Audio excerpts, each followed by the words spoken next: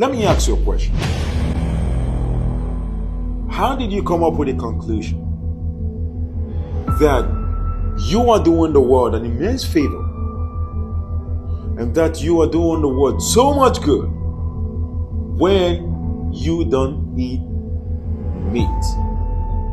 It is still a conundrum to me to see how someone can literally think that the only way out of everything and all the options in this world, the only way you can actually save humanity from global warming is to not eat meat. We are carnivorous in a way. Listen, we are carnivorous in a way, like we are animals. We eat meat. Now, I totally understand if you don't eat meat, and that should be a choice. It should be your choice. It should be something that you decide, okay, this is what I want to make my diet. But you cannot put a tag to it. You cannot condemn the whole world. And you cannot encapsulate everybody in a jar and think that we will do the world some good, enough good, or the whole good of being a vegan. Let me tell you, being a vegan is one part of being a human being. It doesn't mean that's all the part. It doesn't mean that that's all it is. It doesn't mean that's the only thing you can do to actually help someone out there. It doesn't mean that's the only thing you can do to make the world a better place. And how about before making the world a better place, you look into yourself and rectify those little sparks in your life that are not all rectified? Why not look into your life and say, what can I do in my life to make me a better person? Rather than thinking, I can save the world if only I just eat vegetables. That means I don't kill animals and I don't eat animals. And I don't even support the killing of animals. How about that? Let's conceptualize it that way. Most of the people who eat meat, they never killed an animal. They don't know what a cow looks like. They don't know what beef looks like. They don't. So when you think a lot of people are killing animals, no, they are not. They are eating meat. They are eating meat just like you are eating vegetables, just like you are eating grains.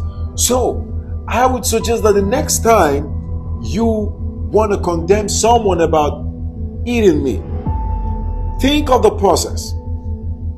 Think of the process. How did your grains get to you? You think the Uber guy brought it from his house? Or you think the Instacart guy brought it from his farm? No. They brought it from somewhere. And they brought it from a place called a store. How about that? A store. A store is the name. The name where your vegetables are kept. It's in a store. A store. That's not hard to understand. It is a store.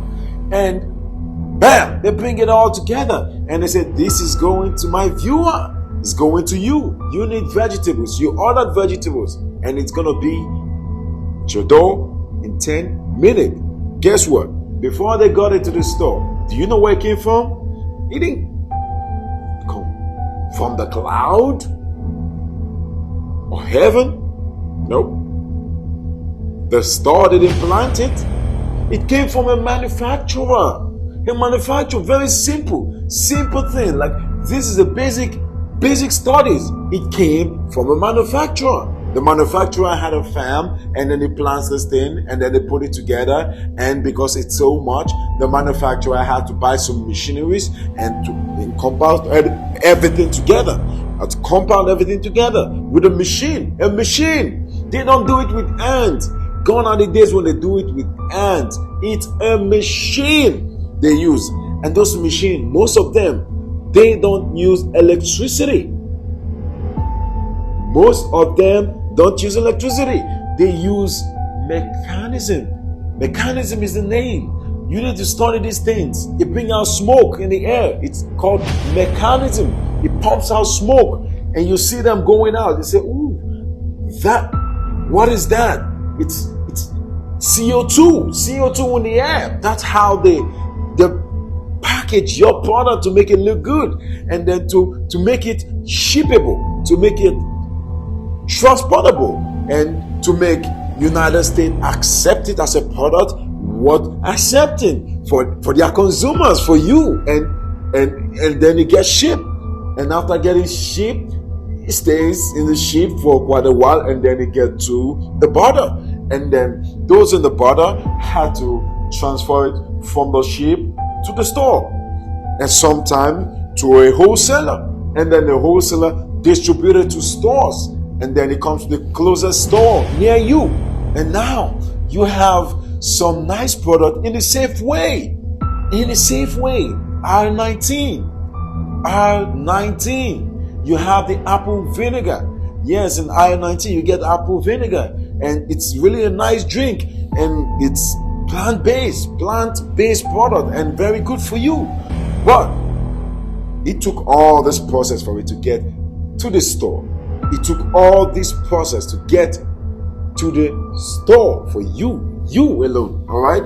For you. And then with all the CO2s in the air, all this contamination of the air increasing to the global warming, you have the nerve and the guts to sit down in your dining room in the night and having all these nice greens and all these nice avocados in front of you and apple vinegar, and say, oh, I'm doing the world so much favor. I am eating vegetables. I'm not killing animals, and I'm not adding to the chaos in the world, and I'm not adding to global warming. I must be a very, very righteous person. No, you lie. You're not. It took a lot of CO2s to get it to you. It took a lot of competition between people to get it to you. But in the same token, you give some people jobs. You give some people jobs. People who have to emit the CO2. The Uber driver, the Lyft driver, or the Instacart driver. He emitted a lot of CO2 to get to you. All right, and he was in a hurry because he wanted you to tip him, so he had to drive a little faster. He beat the speed light camera. He beat the red light. He beat the red light to get to you, because he gets to you really fast. Maybe 1 minute before the expected time. Maybe you might just tip him a little bit more, and exactly, you tipped him a little bit more. So, where is the Messiah in you? Where is the all-hail global warming watching vigilante who's watching over the galaxy of Earth, and you trying to make it a better place by avoiding eating meat and proclaim yourself a self-righteous, vinegar drinking vegan? Where is it? A good friend of mine said that we are all walking in the same ground that is tainted with the blood that was slaughtered years ago, just for freedom and just for humanity to exist. What makes you the savior? No, you are not. You are a vegetable eater. A diet is a diet for people who don't like eating meat, and we understand that. You are vegan. Nothing too special. You are vegan. You like your things. You like your vegetables. You don't like meat. And we totally understand with that.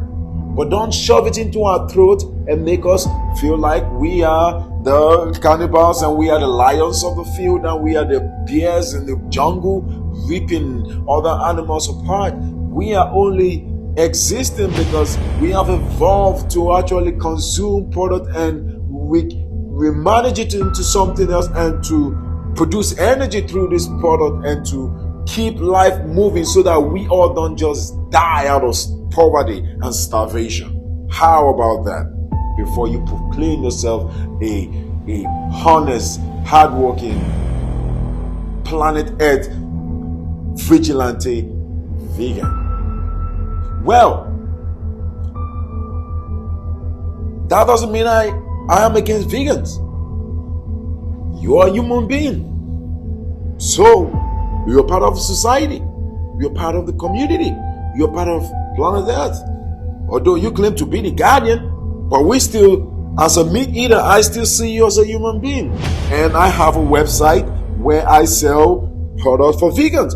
So, If you want to buy product from my website to consume as vegan, yes, 100% vegetables. But hey, it is not coming to you because you're trying to save the world. No, it is coming to you because you like plant-based product. If you have more questions about my product, ask me the question. When coming to me, don't tell me you're trying to save the world. You just like vegetables. How about that for a negotiation? Tell me, how about that?